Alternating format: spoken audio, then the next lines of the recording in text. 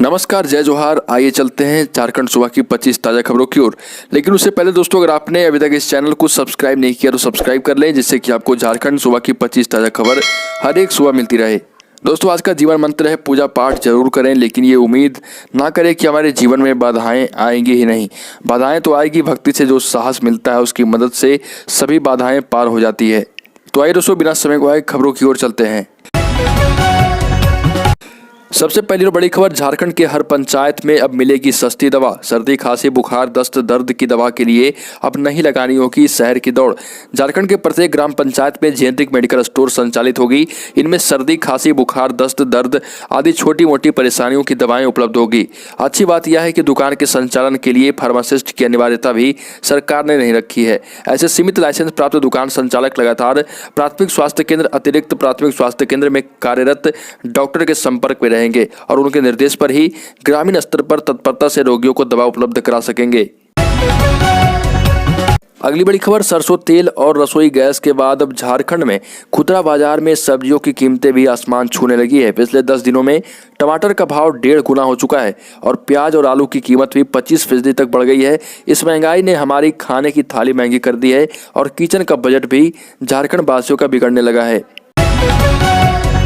अगली बड़ी खबर, Jharkhand academic council JAC board के द्वारा आयोजित की जाने वाली 9वीं, 10वीं, 11वीं और 12वीं बोर्ड की परीक्षा में शामिल होने वाले स्टूडेंट्स के लिए अच्छी खबर है। जैक में अध्यक्ष और उपाध्यक्ष का पद 37 दिनों से रिक्त रहने के कारण 9वीं से 12वीं का परीक्षा का रजिस्ट्रेशन कार्य नहीं हो पा रहा था। स्कूली शिक्षा एवं साक्षरता विभाग ने इस बाधा को दूर करते हुए जैक के सचिव महेश कुमार सिंह को रजिस्ट्रेशन कराने का अधिकार दे दिया है। इससे संबंधित लेटर शिक्षा विभाग के सचिव द्वारा जैक के सचिव को भेज दिया गया है। इसके बाद अब स्टूडेंट्स के लिए 9वीं और 10वीं, 11वीं, 12वीं के लिए रजिस्ट्रेशन होना शुरू हो जाएगा। अगली बड़ी खबर, झारखंड में आत्मसमर्पण करने वाले उग्रवादियों को अब खुले जेल में रखा जाएगा। झारखंड सरकार ने इसकी मंजूरी दी है। कैबिनेट की बैठक में सरकार ने आत्मसमर्पण एवं पुनर्वास नीति में संशोधन को मंजूरी दी है। इसी के तहत बदलाव करते हुए नई व्यवस्था लागू की गई। कैबिनेट में कुल 17 प्रस्ताव को मंजूरी दी गई है। इसी के साथ ही कैबिनेट में रांची में बन रही स्मार्ट सिटी में 11 मंत्रियों के लिए बंगले बनाने की योजना को भी मंजूरी दी गई। अगली बड़ी खबर, झारखंड के 20 जिलों के कोर्ट में लगेंगे सीसीटीवी कैमरे। 20 जिलों के 24 अधीनस्थ न्यायालयों में सीसीटीवी कैमरा लगाने की अनुमति दी गई है। इस पर 52 करोड़ 43,32,000 रुपये खर्च करने की स्वीकृति भी प्रदान की गई है। रांची, धनबाद, डाल्टनगंज और चाईबासा में सीसीटीवी कैमरे लग चुके हैं। बाकी जिलों में अभी लगाने का कार्यक्रम शुरू हुआ है। अगली बड़ी खबर, झारखंड के सीएम हेमंत सोरेन ने नियुक्ति कार्य में तेजी लाने का निर्देश अधिकारियों को दिया है। सीएम ने कार्मिक विभाग के अधिकारियों से कहा कि 31 अक्टूबर 2021 तक नियुक्ति व सेवा शर्त नियमावली में विसंगतियों को दूर करने का निर्देश दिया है। साथ ही उन्होंने कहा कि झारखंड लोक सेवा आयोग एवं झारखंड कर्मचारी चयन आयोग आपस में बेहतर समन्वय स्थापित कर नियुक्ति कार्यों में तेजी लाएं। किसी भी विभाग की ओर से भर्तियों को लंबित न रहने दिया जाए। और हेमंत सोरेन ने यह भी कहा कि राज्य सरकार की मंशा है कि ज्यादा से ज्यादा युवाओं को रोजगार मिले और नियुक्ति प्रक्रिया किसी भी स्तर पर लंबित नहीं रह पाए। अगली बड़ी खबर, झारखंड में ओडिशा के सीएम नवीन पटनायक की रैली का विरोध किया गया। झारखंड के सीएम हेमंत सोरेन की बहन समेत कई जेएमएम नेता अरेस्ट हुए हैं। ओडिशा के मुख्यमंत्री नवीन पटनायक की मयूरभंज रैली और एक कार्यक्रम का झामुमो ओडिशा प्रदेश कमेटी ने विरोध जताया।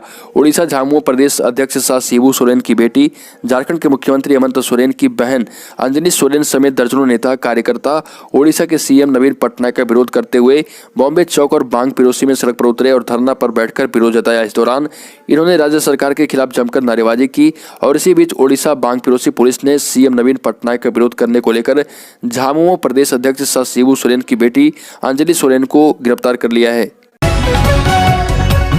अगली बड़ी खबर, झारखंड में अंतर्राष्ट्रीय स्तर की सुविधाओं से परिपूर्ण आलीशान बंगले में रहेंगे झारखंड के मंत्री। रांची स्मार्ट सिटी में होगा निर्माण। झारखंड के मंत्रियों के लिए स्मार्ट सिटी में बंगला निर्माण को लेकर 69 करोड़ रुपए की प्रशासनिक स्वीकृति प्रदान की गई। तमाम अंतर्राष्ट्रीय स्तर की सुविधाओं से परिपूर्ण इन बंगलों में टेबल टेनिस, बिलियर्ड्स एवं बैडमिंटन कोर्ट जैसी सुविधाएं भी दी जाएगी। झारखंड के मंत्रियों के लिए विशेष व्यवस्था की गई है और यह आवास परिसर अलग से रहेगा। मंत्रियों के सभी बंगले 10 एकड़ में बनेंगे। निर्माण को 2 साल में पूरा करने की मियाद तय कर दी गई है। अगली बड़ी खबर, झारखंड में अगले सप्ताह से गिरेगा झारखंड का पारा। 28 अक्टूबर के बाद न्यूनतम पारे में तेजी से आएगी गिरावट। शुरू हुई है सुबह शाम की ठंड। मौसम वैज्ञानिक अभिषेक आनंद ने बताया कि 29 अक्टूबर से न्यूनतम पारे में गिरावट शुरू हो जाएगी। रांची में सुबह शाम की ठंड शुरू हो गई। मौसम वैज्ञानिक केंद्र रांची के मुताबिक अगले 15 दिनों तक रांची में बारिश के कोई आसार नहीं है। वहीं 22-28 अक्टूबर तक उच्चतम तापमान में किसी प्रकार के कोई बदलाव की संभावना नहीं है। इस दौरान राज्य का उच्चतम तापमान औसतन 28 से 34 डिग्री सेल्सियस के बीच रहेगा। मौसम वैज्ञानिक अभिषेक आनंद ने बताया कि 29 अक्टूबर से न्यूनतम पारे में गिरावट शुरू हो जाएगी। अगली बड़ी खबर, झारखंड के हुनरमंद युवाओं को हेमंत सरकार प्रोत्साहित कर रही है और इसी कड़ी में मुख्यमंत्री रोजगार सृजन योजना के तहत स्वरोजगार के लिए 25 लाख रुपए तक का ऋण उपलब्ध करा रही है। इससे जहां झारखंड के युवाओं के हुनर को पहचान मिलेगी, वहीं स्वरोजगार से खुद को खड़ा होने का मौका भी दिया जाएगा।